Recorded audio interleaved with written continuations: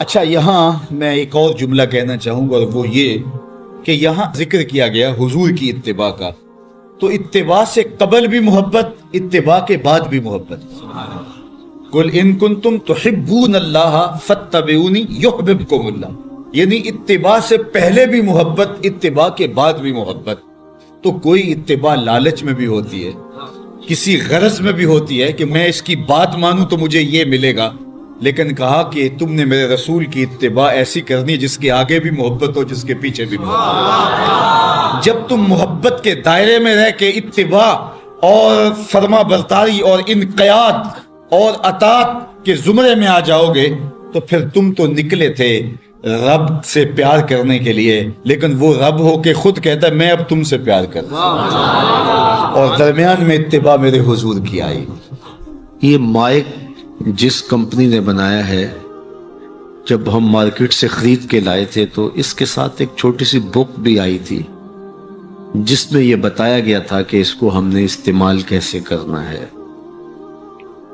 خرابی کی صورت میں اس کی اصلاح کیسے ہوگی، اور اگر اس کے مطابق ہم اس کو استعمال کریں، جس طرح کی بیٹری اس کے اندر آنی چاہیے تو وہ ڈالیں گے تو دیر تک اس کے فوائد اور ثمرات حاصل کرتے رہیں گے۔ لیکن اگر ہم اس کتاب کو جو اس کے ساتھ ہمیں ملی تھی، جس کمپنی نے اسے بنایا ہے، تو اس کا طریقہ استعمال ساتھ بتایا ہے، اس کتاب کو پھاڑ کے پھینک دیں گے یا اس کو لپیٹ کے کہیں اونچی جگہ پہ رکھ دیں گے اور اس کو اپنی مرضی سے چلانا چاہیں گے تو پھر اپنی مرضی سے ہم اس سے فائدہ حاصل نہیں کر پائیں گے۔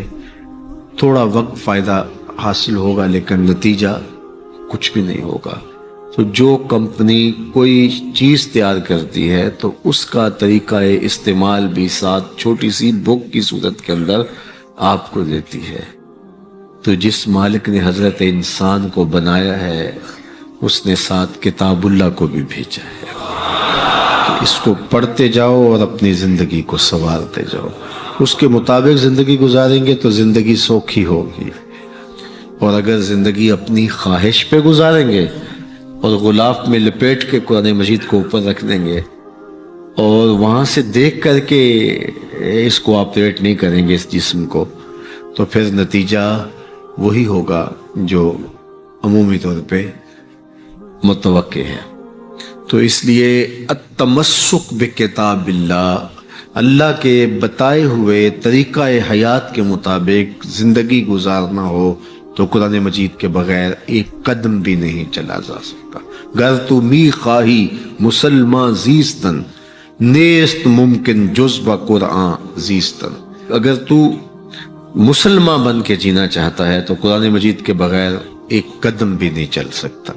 تو اس کتاب کے ساتھ تمسک اختیار کرنے کی تلقین کی۔ اللہ کے محبوب نے ارشاد فرمایا کہ میں تمہارے اندر دو بھاری چیزیں چھوڑ کے جا رہا ہوں، ان کو مضبوطی سے تھام لو گے تو کبھی گمراہ نہیں ہوگے۔ اولہما کتاب اللہ، ان میں سے پہلی چیز اللہ کی کتاب ہے، فیہ الہدی والنور فخذوا بکتاب اللہ واستمسکوا بہ، اس میں ہدایت ہے، روشنی ہے، اس کو مضبوطی سے پکڑ لو، اچھی طرح سے تھام لو، تم گمراہ نہیں ہوگے۔ یار جو شخص نابینا ہے اسے کیا پتا کہ یہ پھولوں کی بہاریں کیا ہوتی، جو پیدائشی نابینا ہے اسے کیا پتا ہے کہ آسمان پر بزم کواکب کے رنگ کیا ہیں، اسے تتلی کے پروں میں قدرت کی سنائی کا کیا اندازہ ہو سکتا ہے، اسے مور کے پروں میں رنگوں کی مینا کاری کا کیا اندازہ ہو سکتا ہے، اسے پھوٹتے جھرنوں، بہتی ندیوں اور کوسے قضا کی رنگینی اور دھنک کی شوخیوں کا لطف کیسے نصیب ہو سکتا ہے، اس کو کیا پتا حسن کیا ہوتا ہے، اس کو کیا پتا جمال کیا ہوتا ہے۔ اسی طرح جس کے دل کی آنکھ اندھی ہے اسے کیا پتا ہے کہ جمال خدا کیا ہوتا ہے، اسے کیا پتا ہے کہ سجدے کی لذت کیا ہوتی ہے، اسے کیا پتا ہے رکوع اور قیام کا مزہ کیا ہوتا ہے، اسے کیا پتا ہے کہ روزے کا سرور کیا ہوتا ہے۔ تو اگر ہم اپنے دل کے میل اتاریں گے تو دل کی آنکھیں کھلیں گی تو پھر زندگی کا لطف آنا شروع ہوگا، پھر پتہ چلے گا اسلام کیا ہے، پھر پتہ چلے گا دین کیا ہے۔ اللہ اکبر۔ اسی لیے قرآن نے کہا من کان فی ہذہ اعمی فہو فی الآخرۃ اعمی واضل سبیلا، جو دنیا میں اندھا رہا کل قیامت کے دن بھی نابینا اٹھائے۔ उससे इन आंखों की बेनूरी मुराद नहीं है, दिल की बेनूरी मुराद है। इकबाल ने कहा था, दिल बीना भी कर तलब खुदा से, कि आंख का नूर दिल का नूर नहीं, आंख का नूर और है, दिल का नूर और है। तो जिस तरह आंख बेनूर हो जाए, आंख पर धुंध, जाला, कुकरे और सफेद और काला मोतिया उतर आए, तो हम सब कुछ बेच करके भी आंखों का नूर खरीदने की कोशिश करते हैं। तो यार कभी उजड़े हुए दिल का भी तो इलाज करवाओ। इलाज तुम्हारे घर में पड़ा है। रातों की तन्हाइयों में उठ के कुरान पढ़ो और साथ रोया करो। देखना दिल के मैल उतरने शुरू हो जाएंगे और दिल के पर्दे से वो गलास्तें जब उतरेंगी तो फिर पता चलेगा कि दिल जमाले यार कैसे देखता है। दिल की दुनिया क्या है। विच्चे ही भेड़े विच्चे ही छेड़े, विच्चे ही वंज महाने हूँ, 14 तबक दिले दे अंदर तंबू वांगू ताने हूँ। फिर पता चलेगा ये दिल दुनिया क्या है। फिर इसकी तड़प, इसकी बेचैनी, इसका इस्तिराब जिंदगी का हासिल बन जाएगा। फिर जिंदगी की बेचैनियां, दिल की बेचैनी और दिल का महबूब की याद में तड़पना तुम्हें सरूर देगा। फिर तुम एक एक उज़व में दिल मांगोगे। वो मजा दिया तड़प ने, मेरी आरज़ू है या रब। वो मजा दिया तड़प ने, मेरी आरज़ू है या रब। मेरे दोनों पहलुओं में दिले बेकरार होता। फिर समझ आएगी कि ये दिल कितनी कीमती शय है। अल्लाह ने बदन में आंखें भी दो रखी हैं, कान भी दो रखे हैं, हाथ और पांव भी दो रखे हैं, लेकिन दिल एक ही रखा है। और दिल अर्शुल्लाह है, अल्लाह का अर्श है। फिर पता चलेगा। तो आइए दिल से जंग उतारें, मैल उतारें, दिल मुसफ़ा हो, दिल खूबसूरत बन जाए। फिर दिल की कशकोल फैला के फिर अर्ज करें, हर तमन्ना दिल से रुखसत हो गई, अब तो आजा, अब तो खलवत हो गई। लेकिन ये मैल कुचैल से हटा हुआ होगा तो गंदी जगहों पे महबूब तो नहीं आते हैं। तो हसद, हकद, कीने, बुग़्ज़, नफरतें ये हम पाले रखते हैं। अपनी जिंदगी को हमने खुद बोझल बनाया हुआ है। मियाँ हसद करने से महसूद का क्या होगा, हम अपने आप को तलखी में मुब्तला किए हुए हैं।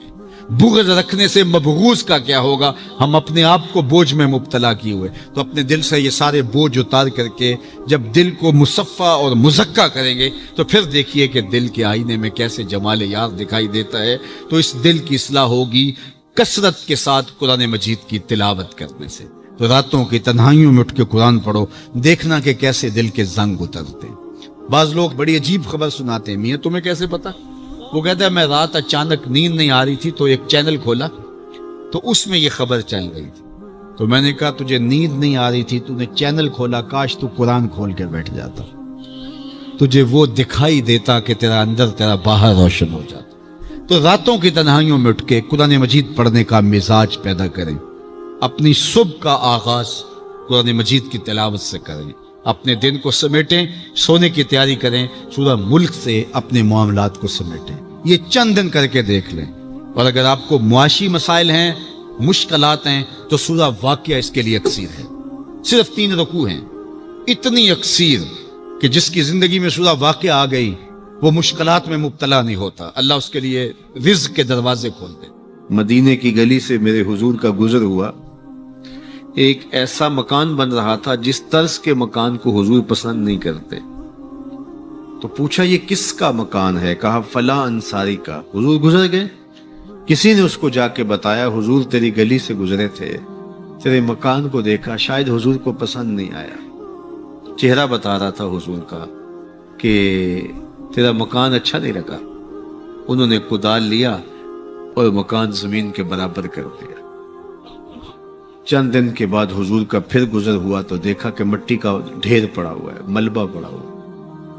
कहा इस शख्स को बुलाओ। बुलाया गया। कहा मैं गुजरा था, तेरा मकान बन रहा था, अब मिट्टी का ढेर पड़ा है। हुजूर मैंने गिरा दिया। फरमाया क्यों? अर्ज की सुना था आपको पसंद नहीं, सुना था आपको पसंद नहीं। मैं और आप अपने अंदर उतरे और देखे हमारा क्या क्या हुजूर को पसंद। मुहम्मद दी ज़ियारत मुहम्मद दे रंग विच ठगबाजियां जाने प्यारा सल्लल्लाहु अलैहि वसल्लम। जब उनके हुए तो फिर अपनी ख्वाहिश रही कहां? अपनी रिजा को महबूब की रिजा में फना कर देने का नाम ही तो मोहब्बत है।